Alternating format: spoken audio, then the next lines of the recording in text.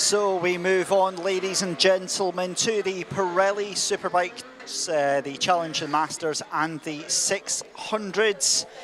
Joining myself, Dave Christie, on the mic is going to be JT Jordan Hoban, a man that knows better than most about the challenges based out on there. But round one, Jordan, was an absolute masterclass, wasn't it, for Tristan Pienaar? That it was indeed, and hello.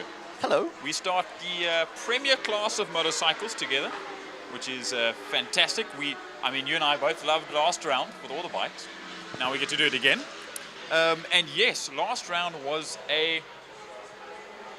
not a game changer, I would say, but for Tristan Pienaar it quite was. He start to finish of the day, both races, finished first place. So I'm full certain that he wants to do that again. However, he does have some national competition as well as international, so to speak, with the likes of AJ Alan John Fenter, who is a man that does the Isle of Man. So also a rider of extreme caliber. We've got some national champions here as well, which is always nice to see. Damien Purificati, who should be coming up to the line, and he does, in that third spot just behind the Red Baron Ronald Slammert for RSRA, the Ronald Slammert Riding Academy, as we wait for Tristan Pienaar to come to the grid for Missile Motorcycles. Damien Purificati had a moment this morning in qualifying as his teammate, so to speak, the young Ryan van Nieuwkerk that races with him. Down into turn one during qualifying, Ryan was on the outside, and they both dived in, and Damien just went straight onto into the sand rather. I thought the bike was a write-off, but they brought that bike back, and as far as I know, it is still in one piece for the BMW. So that is all happy and dandy for him. And as we look through, Trevor Westman, the killer, the number 60, parked over there for Project 60 SA and Team Wayward. He is back for the first time in a long time at his home circuit, and he is here to also ruffle up the apple cart. Here we go then, lights about to go on as the bikes are ready. Keep an eye on row 2, the number 39 of Alan Jon Venter, second place in race 1 last time out. He's down in 6th position, but the bikes are ready. Tristan Pienaar ready to lead them off, and we are go here for the Superbikes at Killarney, and it is going to be Tristan Pienaar who gets the whole shot down into turn 1, leads the gaggle of bikes down through into turn 1, through that left-hander there, going to be chased down by Ronald Slammert as well as Damien Purificati. That is a sensational view on the back end of turn 1. Yeah, here we go, JT. This is going to be awesome. When I say that the first opening lap for Superbikes and bikes in general are a nail biter, I will literally sit here with my fingers in my mouth biting down, because it's so stressful, and it's even more stressful for the guys out on the circuit. As we see line astern they come. This is incredible. It's like endless. It's like a replay back and forth of all these bikes. It's from corner to corner, full of bikes. Through Sorrel Sweep we go, on the back wheel for Tristan Pienaar, straight out the gate on this first racing lap. Down towards Cape Town corner they go, from the braking zone all the way to turn 4.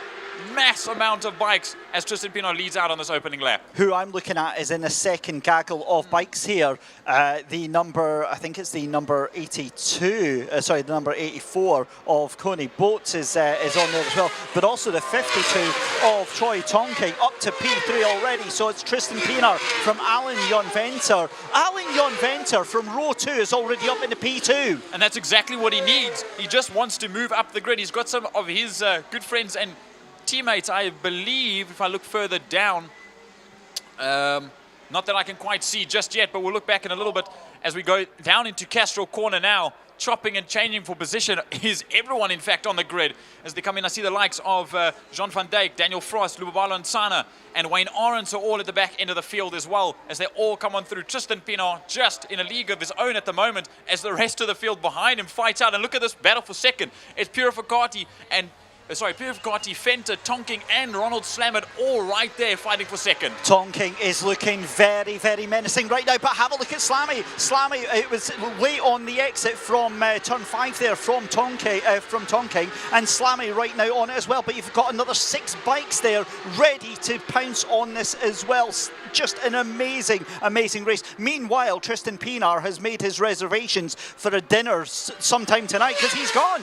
He's already left. He's now, what, 3 seconds down the road onto Alignon Venter. It is 3 seconds, and you were absolutely spot on. Pirelli up to P3. Yep, that's exactly what he needed after qualifying this morning. As this is actually, it's not even a mouthful, it's a mindful. Just so much going on as a bike goes straight off.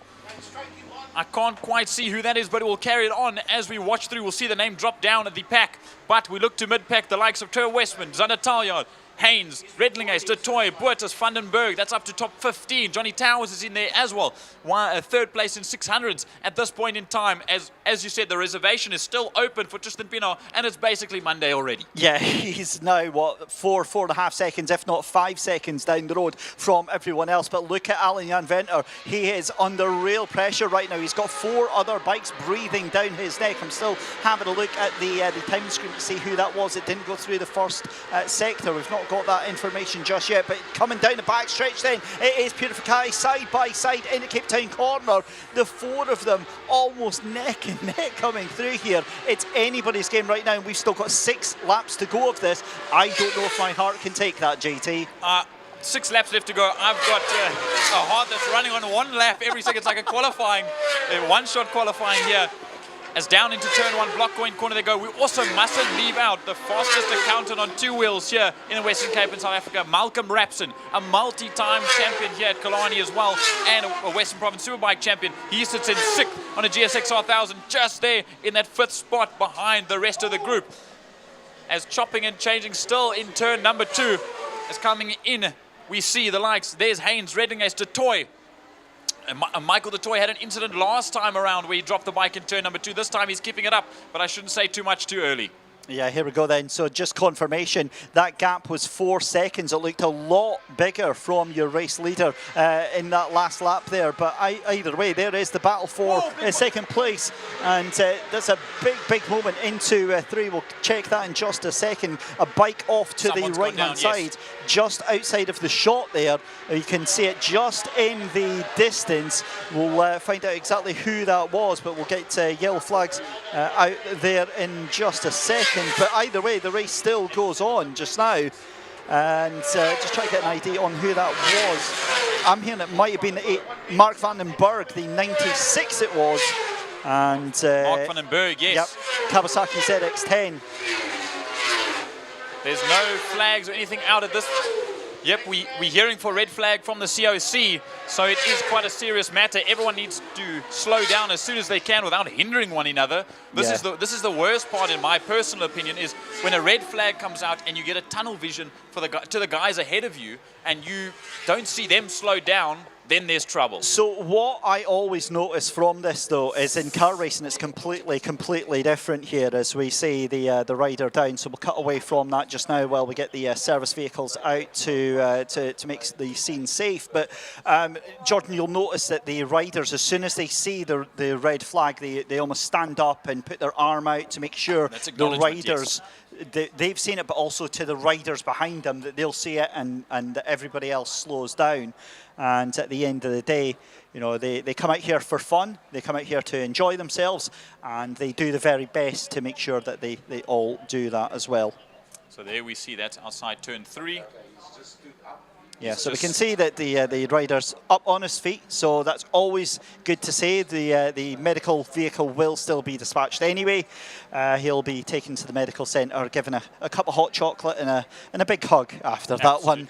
I've got to be honest, having only ever driven a car, I was petrified at that. I cannot imagine what it would be like to, and I've seen, you know, it's always the strange thing with bikes as well, is that the slower and less dramatic the crash looks, those are the ones you have to watch out for, and the ones where the bikes go spinning through the air and bits everywhere, and the rider just walks up like, yeah, okay, that's fine. go back to the garage here. That's So the only time. What did Jeremy Clarkson say? It's not speed that kills you; it's the sudden stop. yeah, certainly does. So we're going back to pit lane here. Until we get things up, because that's obviously in the regulations. Yes. That's how So they handle things. Previously, we had it where riders would stop on the grid to get themselves ready for the second half of the race stoppage. But now, obviously, after our unfortunate accident last year, where we lost a rider, the rule was changed that everyone must come into the pits whenever it is possible.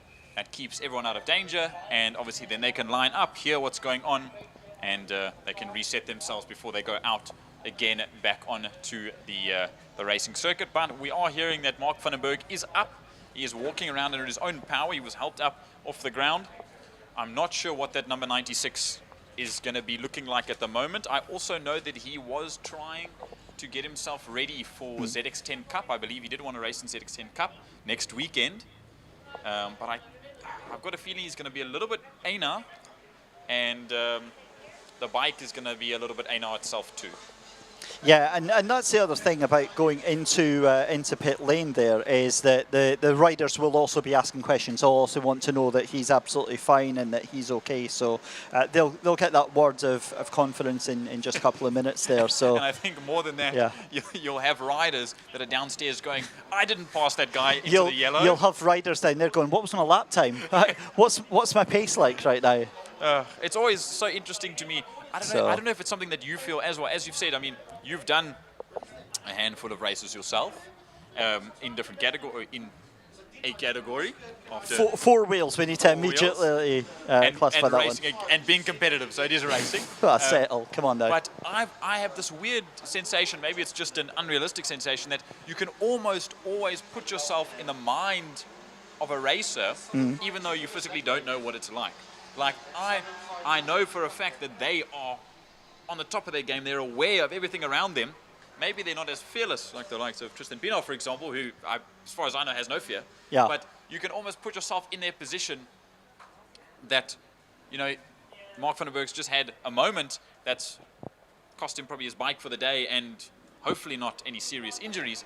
But you can almost think, like, as a rider that's coming up to that situation, like, I need to put my hand up. I need to make everyone else aware, because otherwise... So you're saying about trying to put your mind in someone who's, like, you know, through constant chaos and everything's going on. So pretty much a Friday afternoon driving home on the N2 then?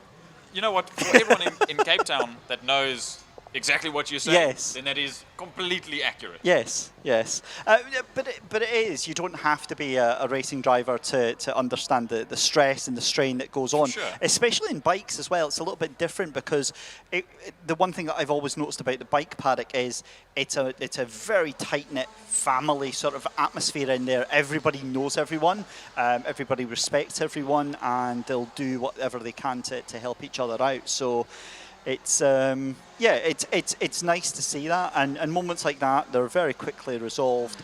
And I think we've got a replay actually here of what happened. So this is ultra zoomed in. So you know, apologies for the quality. So it looks like he was down before he even actually got to the apex of the corner. The bike's already down, and he's had to roll here quite we go. a fair This bit. is a little bit better. So he should be a little bit further back. There he is. He's coming in with a lot of speed. Oh, he's too hot. He's too way hot. too hot. And in my personal opinion, is that he's a little bit too far offline. There, the bike is off the circuit already. As soon as that front wheel touches the grass, it's going one direction, and the tail end of the bike is going to shoot whatever way it wants to go. And unfortunately, then he's quite literally just a passenger. And the thing is, we're saying, oh, he's coming into that corner too hot. We don't know if there's any brake issues on that bike. Absolutely. That could be that would be my number one suspect for that, because that looked even far too hot for just missing your braking point there. And of course, at that point, you're literally just trying to hold on like a bucking bronco onto the bike there. So yeah, that's a scary moment, but thankfully, as we saw earlier, the rider getting up on his feet, and we'll have the rescue staff there over there as well. Now we're getting a little glimpse of the bike there. I would hazard a guess, if that bike was already onto the grass before it spun, I'm hoping it didn't dig in. It doesn't look like it so he was still upright, still trying to make the corner, but because of course you don't want to just sit straight up because there's a wall. It's here where he's on the grass. Yep. The back end just flips through the front. He's thrown onto the side. It does flip and then over. thrown clear, because that's always the thing. It's like racing cars of the 1920s, 30s, and 40s. You know, drivers would prefer to have been thrown free from it because they don't want to be anywhere near Absolutely. it. And that's obviously what's happened And there. So this is something very similar to, if I'm getting my facts correct, the end of 2024 with Trevor Westman, who was in this race, in fact. And he had a very similar incident going in during a national race that actually had him sitting out for about a year.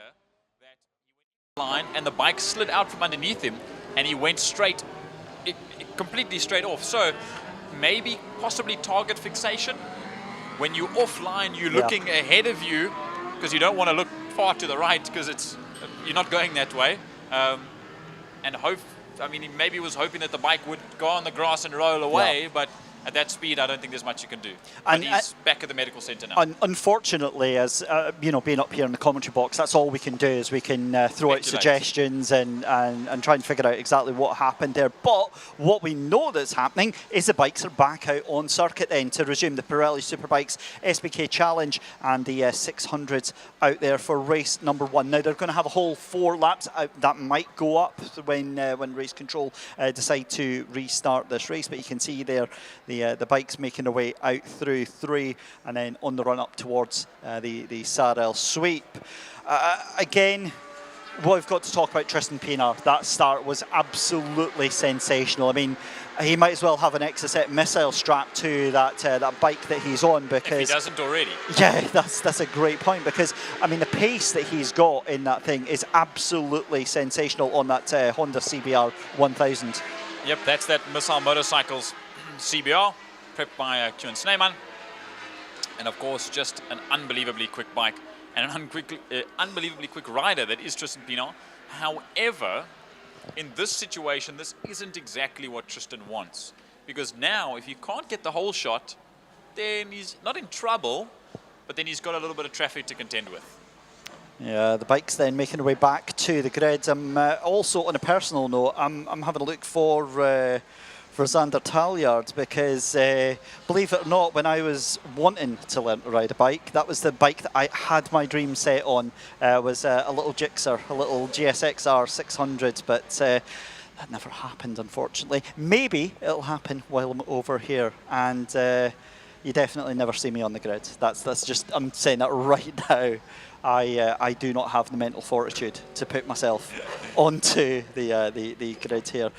You can see as well some of the riders gesticulating to some of the marshals and the track staff about grid positions and things like that as well. Especially when you are unsettled, in the sense that you already know where you started previously at the very beginning due to qualifying. You don't know where you start now, so things are ruffled up, feathers are undone, so to speak.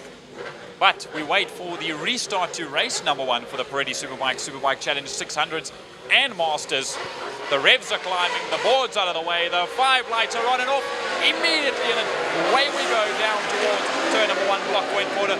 Tristan Pienaar once again with the whole shot, exactly what he needs to get away as soon as he can, but he's got competition right on his case. We'll have to see when they round block point corner turn number 1 who exactly that is. Line astern, they all are once again cleanly through turn number 1, and it looks to be AJ Fenter that was right on his case with now.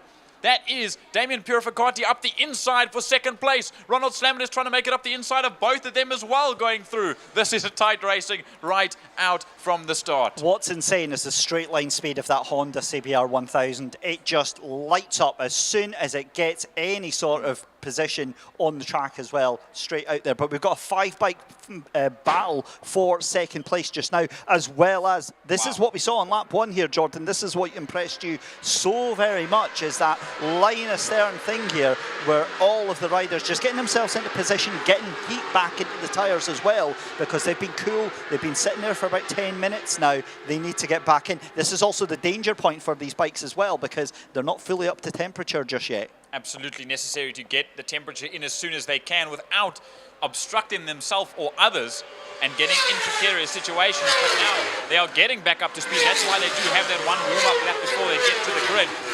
but Tristan Pinot leading away. Purificati from Slammert, Alan John Fenter, Trevor Westman up into first spot ahead of Troy Tonking, the young man from Joburg, ahead of his other young Joburgian counterpart, Ryan van Nieuwkerk, then Malcolm Rapson, Zander Tayod, Eden Haynes. That's your top 10 as we go. I'm so excited. I can't contain that we go into Castro Corner turn number 2. Excellent stuff. And the thing is, I'm looking at Tonking, that number 52 rider. He was up in that lead battle for the longest of times there, and has now dropped just behind Westman in the number 60, the Trevor Westman outfit just now. But again, further down, you've got Eden Haynes, you've got Coney Boats, Michael Detroit as well in that battle for 10th, 11th and 12th there just now. But again, it's all fairly line astern for just now, but that 3-bike battle for second place, this is going to be intense, because we see Purificati going defensive, coming down into Cape Town corner here. This is going to be last of the late breakers down into that corner. JT, this is scary, scary stuff. I almost want to watch in between my fingers at this rate in time, as 3 laps coming up on 2 to go. Because of the red flag, we got a short amount of laps, so now it's even more of a sprint than the 9 or 10 laps that we do generally as they come down towards Block Point Corner, turn number 1. No change in position just yet, but it's closer than it ever has been. Tonking and Westman are now fighting amongst themselves on their ZX10 and that KTM of Troy Tonking. Rapson up in that spot as well. Van Nieuwkerk and Haynes and Boert are sitting in that top 10. They are still fighting to stay inside the top 10 as the rest of the field comes through. Fantastic catch there, because it looked like Westman went deep into turn 1. That allowed Tonking just to sneak up on the inside and take that 5th position away from the number 60 rider. As you said, a brilliant battle as well, going on for 7th and 8th position as well, as that is coming out of 3 then. I think that is actually Rapson and Van Nieuwkerk with Eden Haynes as well in that 82. So sensational stuff just now, with 2 laps left to go here in this Superbike first race of the day here. But we go to the back straight there, and again Pinar is just in a league of his own. But look at this fight for second position right now. Purificati, I think, will enjoy Slammy and Venter fighting it out between themselves, but that looks like we've got a new friend coming into play as well. Is that a Westman that's already managed to work themselves up? It may just be, as the leader comes fast, as well as second, third and fourth. Now coming to the line, we have the likes of Trevor Westman, Troy Tonking, Malcolm Rapson, Ryan van Nieuwkerk, and Tonking drops down 2 positions now from Westman and Rapson as they go into turn number 1. Still looking around as a couple more bikes come across the line, but we jump back to Castro Corner to catch the leaders, and this pack of 4 coming into turn number 2. Yeah, so that was the second group then. So that is Rapson, Tonkin, Van Nieuwkerk, Eden Haynes trying to catch up in that number 82 as well. But Tonkin losing a ton of speed there. We've got a bike going slow on the exit of the Sorel sweep there. Well, I say slow, and then immediately ratchets up to about 140 miles per hour going down that back straight there. So again, this is the problem we have as commentators here, that we open our mouth, and as soon as we open our mouth, it suddenly changes before we've even had a chance to say it. Well, I've had a look, and now it looked like the 3 bikes that were behind Tristan Pinot have come down to 2. We're missing one of those 3 in the battle for second position, and I don't quite know who it is yet. As we come to the line, as we watch the rest come through turn number 5, it's Pinot, then Purificati. That's it. And Slammert. Where is AJ Fenter? Flag. That's it. We're done. Oh, and just like that, we're done. Absolutely. That's how quick it was. We'll run on through. AJ Fender did come across the line in 4th, ahead of Rapson, Westman, Tonking. Yeah, two bikes going wide on that. No, the race is over. They pull off there. That's where you pull off after the race is finished. And it's Van Nieuwkerk, Haynes, and Boertus that finish out the top 10. Reddingays, Detoy, Purificati. That's Nicole Purificati. Lubabalo and Sana, Daniel Frost finish out the top 15. Then Dinner, Mackerel, Arendse, Van Dijk, and Zander Taljard finishes out the top 20. With, unfortunately, missing out was Mark van den Berg after that first race, or first half of the race incident, and Johnny Towers not making it out onto the grid. Listen, if we can barely think fast enough to speak here, can you imagine how talented you have to be out there on those bikes?